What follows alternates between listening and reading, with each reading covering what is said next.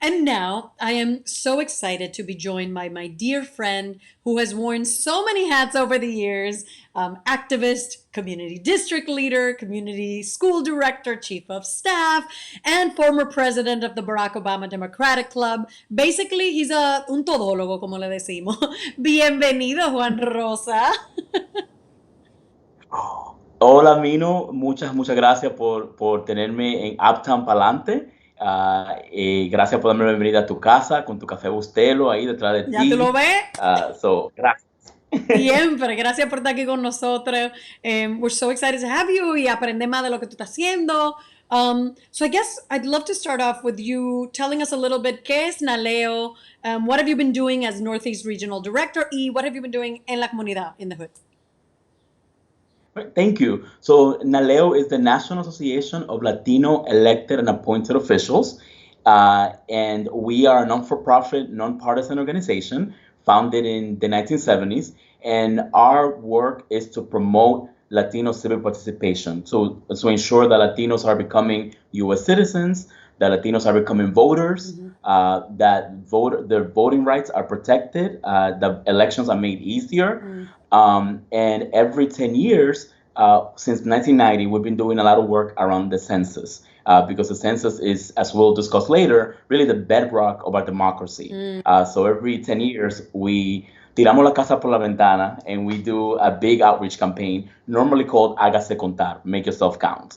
Que lo veo aquí And detrás de ti. for example, here in Upper Manhattan, we've been working with Assemblywoman Carmen de la Rosa. So we have been convening planning meetings with the organizations that are doing census outreach. So that's Northern Manhattan Improvement Corporation, Northern Manhattan Coalition for Immigrant Rights, Somos Community Care, Dominican Women's Development Center, People's Theater Project, NOMA. So a who's who of the organizations that are doing the work, and we're helping the Assemblywoman to coordinate efforts in her district so that we ensure that every part of Uptown is actually counted accurately. Awesome. It's so important. I was so grateful, pre-COVID when we were all sitting together and kind of strategizing and really organizing, community-wide across sectors, all for the same focus. Cómo ayudamos a nuestra gente a confiar, to trust on it, and to make sure to be counted. So before we move on to the next question, I would love to share a clip of one of my favorite commercials que Naleo did in collaboration with Luz Collective, que me engrifa cada vez que lo veo. So let's watch it now and then we'll continue the conversation. Aquí viene.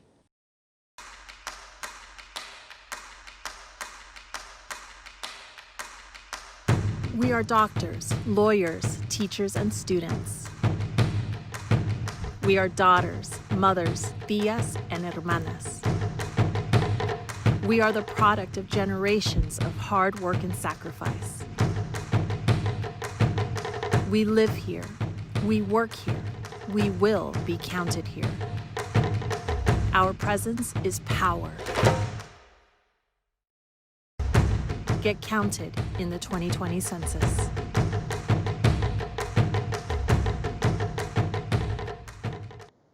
The present is Latina. Dios mío, me encanta. So, seeing that, and the phone number is right there linked for the census. You can do it over the phone, as Mike Diaz said before, and the website. Pero mira, ahora estamos en COVID, Juan, ¿verdad? Estamos en esta, this is a huge pandemic, as we know, a global pandemic, but that has really impacted our communities of color. What does the census have to do with that? What's the correlation? Does it matter anymore or does it matter more? Yeah, so think that's a great question. The census, the COVID-19 epidemic has really changed the operations of the Census Bureau, but it has also really highlighted why it's important. So the census is done to distribute mainly political power in the form of the seats that are allocated to each state in the Congress, in the House of Reps. The census data actually then is used by federal government agencies to guide investments in local communities. So, for example, Uptown School District 6, we really depend on funding for Title I, right? So that our students get extra help, so that there are extra teachers in the classroom, adding resources to our students' education. And we depend on that in our community. And Title I funding is informed by census data. How many children of what age, of what background are living in each census tract.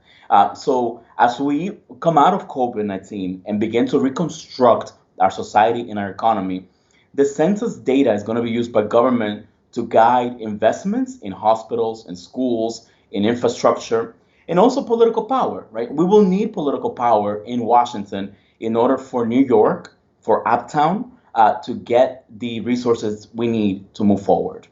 Yeah. It's and I think, when we think about one of the things when we spoke earlier, you had mentioned to me, I mean, already because of the data from before, and because we know through the data that people have moved out of New York, New York State, New York City. There's a lot of reasons for that. We're already going to lose one seat, but the how we respond on this one may mean we may lose even more seats in Congress. Is that right? That is absolutely right. We are one of the states that's slated to lose one seat, together with Pennsylvania, Rhode Island. People are moving to the Midwest. They're moving west. They're moving south, seeking economic opportunity and more space. And so we're already slated to lose one. If we underperform in this census, we may actually lose two seats, right? So you have someone like Alexandria Ocasio-Cortez, whose seat may be vulnerable. What happens to the 13th congressional district, which covers Uptown, represented by Adriano Espaillat? What happens to that district? Do we have that voice of an immigrant, so a formerly undocumented immigrant up in Congress fighting for us? So yeah, we may actually lose two if we underperform in this census. Yeah. And just to clarify, because I know that this is a concern, and I don't want to unvalidate, as you know, at People's Theater Pride, when we did our show, we really looked at those fears, because the fears are real. The facts may not be, but the fears are real. Es seguro, you're an expert on this. Is the information completely safe for people to fill out the census? La información que dan. Yeah, and what I like to remind people all the time, that the reason we have Title 13 protections, that's the law that protects privacy in census, actually came out of a horrific period in our history.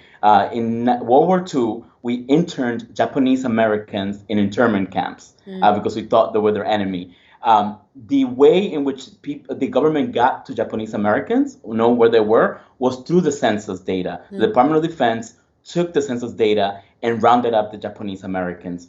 After that, Congress passed Title 13, which says that the census data cannot be accessed by any other government agency, a private company, academic institution. That data is almost sacred. It cannot be touched by other areas of the government because, the census is in a constitution. Article 1 of our constitution from 1790, we have carried out the census every 10 years. And Congress thought that we cannot make census vulnerable and make people distrust the census because it's so important to our democracy. And that's why we have Title 13. Up to this date, it has never been broken. So yes, government agencies have gone to court to say we need access to the census data. And by and large, the privacy has always won. The courts have always upheld the privacy of the census data. So I really want to drive that point home that, it didn't come out of nowhere, right? It really came out of a horrific period in our history. And it is made stronger, I think, by the fact that, our government said, no, we actually do need to protect the sanctity, if you would, right, of the census privacy. Yeah.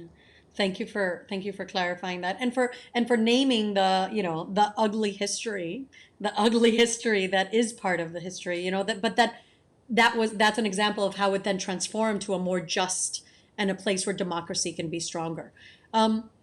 Speaking of democracy, what is your hope for Latino civic engagement over the next 10 years? What is your hope, in your role as Juan Ignacio Rosa, but in your role in Naleo? What do you hope to see from our community?